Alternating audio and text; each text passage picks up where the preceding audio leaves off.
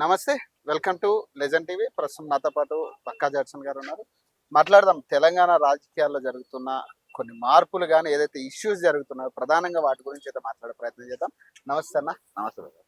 చెప్పాలి ఇద్దరు ఎమ్మెల్యేలు శాసనసభ్యులు కొట్టుకోవడం ఉమ్. అంటే నాకు తెలిసి అయితే ఈ రేంజ్ లో కొట్టుకోవడం అనేది ఎట్లా చూడాలంటారు మరి దీన్ని? చిల్లరగా ఇద్దరు కేసీఆర్ ముఖ్య శిష్యులే, ఉమ్, ఇద్దరు వాళ్ళ శిష్యులే.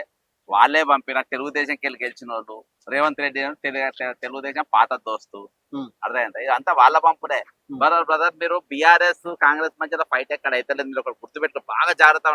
నవీన్ మిత్తల్ గాడేవాడు ఉమ్, కేసీఆర్ మనిషే కదా, వాడిని ఎవడు పెట్టుకుండు? రేవంత్ రెడ్డి గాడు పెట్టుకోలేదా? ఉమ్, రెండు. విద్యాసాగర్ రెడ్డి గాడేవాడు అల్లున్నోడు కేసీఆర్ మనిషి కదా, ఎవడు పెట్టుకుండు? రేవంత్ రెడ్డి గాడు పెట్టుకోలేదా? జయేష్ రంజన్ గాడేవాడు మొన్న కేటీఆర్ తో అమెరికా తిరిగినోడు, ఇవాళ వీటితో రేవంత్ గాంత్ తో అమెరికాలో తిరుగుతలేడా? కాబట్టి లుచ్చానా కొడుకులు వీళ్ళ గురించి మనం మాట్లాడద్దు. వీళ్ళది మన టాపిక్ డైవర్ట్ చేయడానికి, తెలంగాణ వాళ్ళ ఆలోచనలు మార్చడానికి లఫంగ్ గాలి మీరు మాట్లాడతారు. ఆ డైరెక్షన్ మన పోతే అదో ఫైటింగ్ అవార్డు. కౌశిక్ రెడ్డి అనేటోడు కాంగ్రెస్ లో ఉన్నప్పుడు నువ్వు ఇన్ఫార్మర్ గా పనిచేయలేదా బీఆర్ఎస్ కు? ఈరోజు బీఆర్ఎస్ మీరు అంతా ఒకటే పోయి, మీరు అంతా ఒక దోస్తులు, మీరు అంతా ఈ ఫైటింగ్లలో ఇలా కొట్టాలని మాట్లాడి మనం వాళ్ళ దిగుదు. కానీ ఇప్పటికీ కూడా గాంధీ ఏ పార్టీలో ఉన్నాడో చెప్పట్లే కదా బయటకు వచ్చి. ఎవరు గాంధీ ఇప్పుడు అవునమ్మా. ఇంకా కాంగ్రెస్ లో ఉన్నానని చెప్పట్లేదు, బీఆర్ఎస్ అని చెప్పట్లేదు. కాంగ్రెస్ వాళ్ళు ఏమంటారు, వాడు మా పార్టీ వాడు కాదు, వాడు బీఆర్ఎస్ ఎమ్మెల్యే అని వీళ్ళు అంటారు. వెంకటరెడ్డి వీళ్ళందరూ. బ్రదర్ ఈ రోజు వాడు ఏ పార్టీ కాదు. అసలు వానికి నువ్వెట్లా పోస్ట్ ఇచ్చినావు? ఉమ్, పోస్ట్ ఇచ్చినోనికి సిగ్గు ఉండాలి కదా. ఉమ్, ఎవరు చెప్తిచ్చినావు? చంద్రబాబు నాయుడు చెప్తిచ్చిన, రాసుకో ఇది. ఉమ్, గాంధీ అనేటోనికి చంద్రబాబు నాయుడు ఆధ్వర్యంలో పోస్టులు వచ్చినాయి. ఈ రోజు నువ్వు ఎవరినైనా చూసుకో, ఇక్కడ అడ్వైజర్స్ అంతా చంద్రబాబు డైరెక్షన్ నడుస్తుంది. ఉమ్, ఈ రోజు ఆయన చెప్పిన వాళ్ళ పదవులు వస్తున్నాయి. ఇక్కడ గాంధీ అనేటోని కూడా వాళ్ళ తురే వచ్చింది. ఆయన తెలుగుదేశం ప్రియుడు. ఉమ్, అర్థమైందా? కాబట్టి ఈ రోజు అంటాడు కౌశిక్ అనేటువంటి ఏది బతికొచ్చిన వాళ్ళు. రేవంత్ రెడ్డి కూడా బతికొచ్చినోడే కాంగ్రెస్ పార్టీ. నువ్వు బతకనికి పోయినావు బీఆర్ఎస్. మీరు బ్రదర్ ఇలా ఏళ్ళేసి చూస్తే ఎవరు మంచోడు, ఎవరు అంత దొంగలే ఇందులో. అందరూ దొంగలేనా? అంత దొంగలే, జనాన్ని పిచ్చోళ్ళని చేయనికి తప్ప ఇంకేం లేదు అక్కడ. ఉమ్. అర్థమైందా? మరి 17వ తారీఖు మరి తెలంగాణ ఆవిర్భావ దినోత్సవాన్ని మరి ప్రజా పరిపాలన దినోత్సవంగా మారుస్తారట. మరి నిజమేనా అది? అవునబ్బా, ప్రజాపాలన మారుస్తున్నావు, నేను ఓకే. నువ్వు ప్రజలకు కలుస్తున్నావు ముఖ్యమంత్రి రోజు. ప్రజాపాలన ఎట్లయితుంది? ప్రజల అర్జీలు తీసుకుంటున్నావు నువ్వు, ప్రజల ఫోన్లు మాట్లాడుతున్నావా, ప్రజల ఫోన్ ఇన్లో తీసుకుంటున్నావా? నువ్వు ఏ విధంగా ప్రజాపాలన అయితే? ప్రజలు ఎక్కడ భాగస్వామ్యం నీ పాలనలా? ఉమ్, నువ్వు టైటిల్ పెట్టుకుంటే అయిపోలే కదా ప్రజాపాలన అనేది. ఇది నీ పాలన.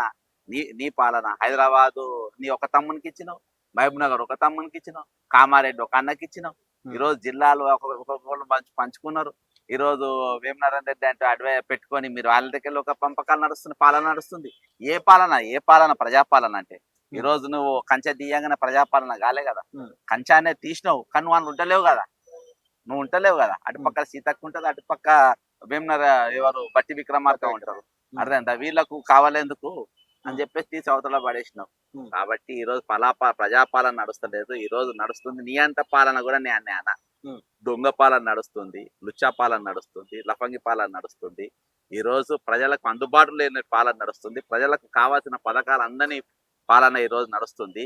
ఈ రోజు ఓవరాల్ గా చెప్పాలంటే ఒక సిండికేట్ దొంగతనం. ఈ రోజు అన్ని పార్టీలు కలిసి దోసుకొని అన్ని పార్టీలలో వాటాలు ఉన్నాయి. ఏవి మాట్లాడారు?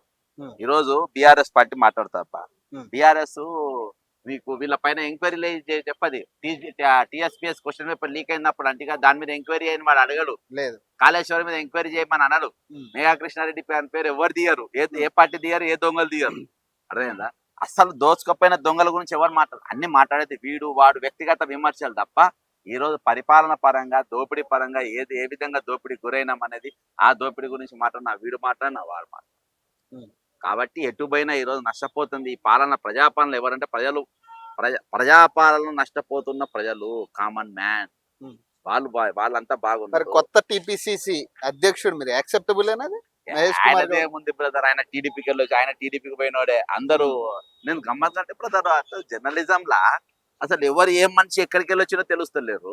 ఉమ్, ఆయన 2004 కాంగ్రెస్ పార్టీ నిరిగా తిట్టి తెలుగుదేశం పోయిండు. ఉమ్, కాంగ్రెస్ పార్టీ అధికారానికి వచ్చినాక కాంగ్రెస్ కి వచ్చిండు. ఉమ్, టీడీపీలో ఉన్నాయి. అవును.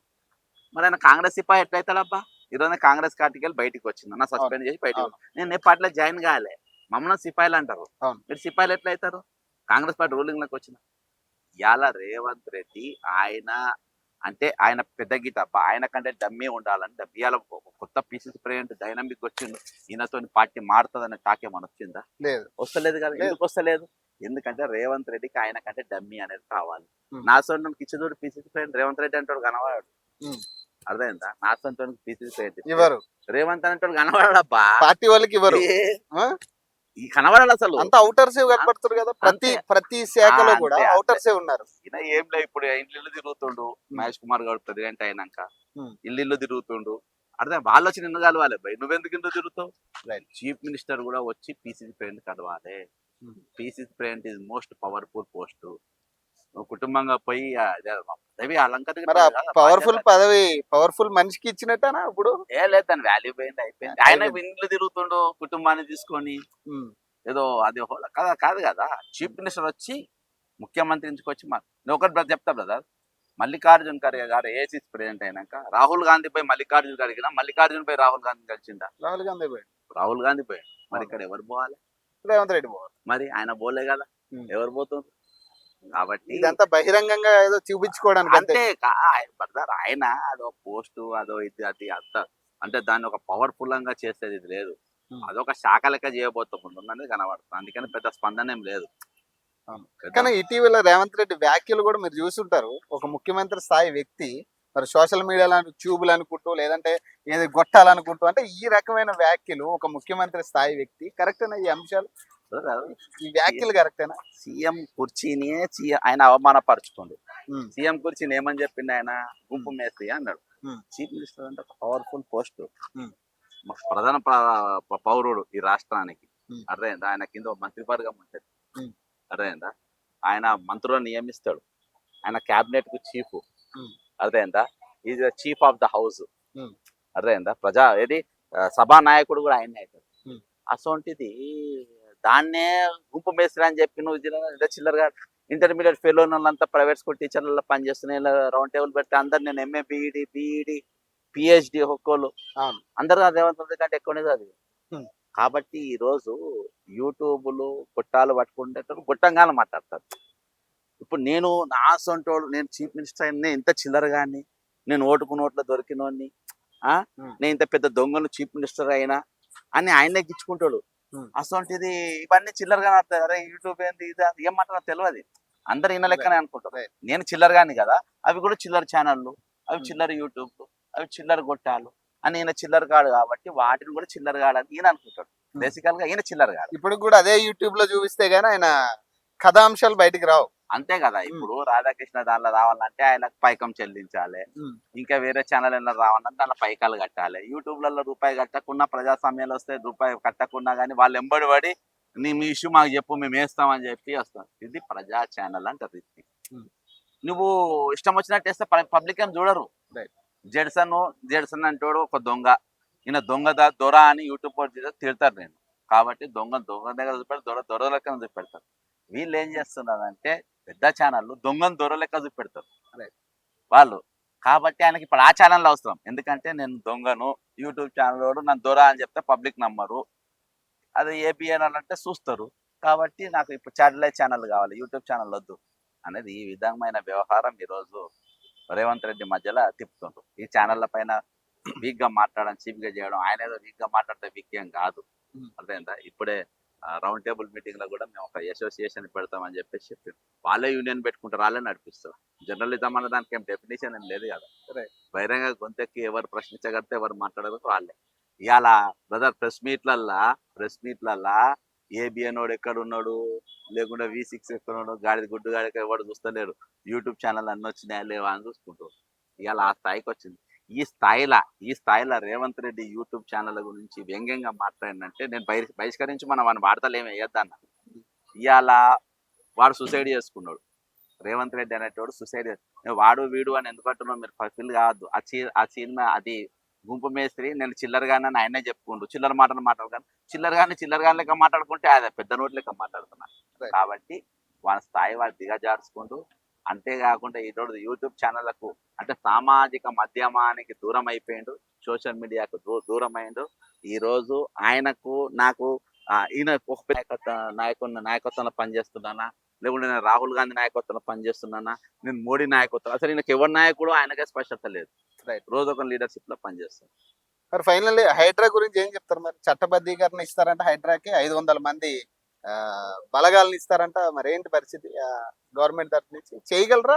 అనుకున్నది సాధించగలరా? చెరువులు ఏదైతే రక్షించాలనుకున్న ఆ ప్రధాన అంశం ఏదైతే ఉందో. Brother, Hydraa is nothing but Revanth Reddy. నేను రంగనాథ్ గారి నుంచి మాట్లాడా, సరే ఆయన చేసేది చేస్తారు, కానీ హైడ్రా అనేది రేవంత్ రెడ్డి ఒక హైఫై మాఫియా ఇది.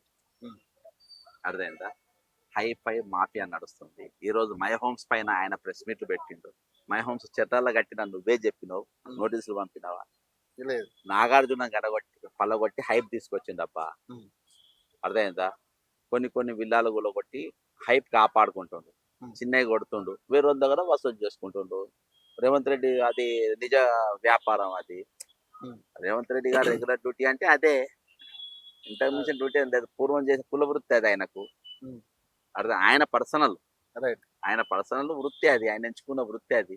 బ్లాక్ మెయిలింగ్ అదే నడుస్తుంది. మరి ఏదైతే ప్రధాన అంశం చెరువులను కాపాడతాం అని ఏదైతే ఉందో, ఇది సాధ్యం అవుతుందా? హైదరాబాద్ లో చెరువులను కాపాడటం, కబ్జా అయిన చెరువులు ప్రధానంగా. బ్రదర్, అటు రియల్ వాళ్ళకు బ్రదర్ వాళ్ళని తీసుకొచ్చి మాట్లాడలేదు. చెరువులు కాపాడాల్సిన అవసరం 100% ఉంది. కానీ వాళ్ళు మా బ్రదర్ మీరు చెరువులలో ఇల్లు కట్టుకున్నారు, ఇది వచ్చే రోజులలో నష్టము, మేము గూల కొడుతున్నాము, అర్థమైందా అని వాళ్ళతో చర్చ జరపాలి.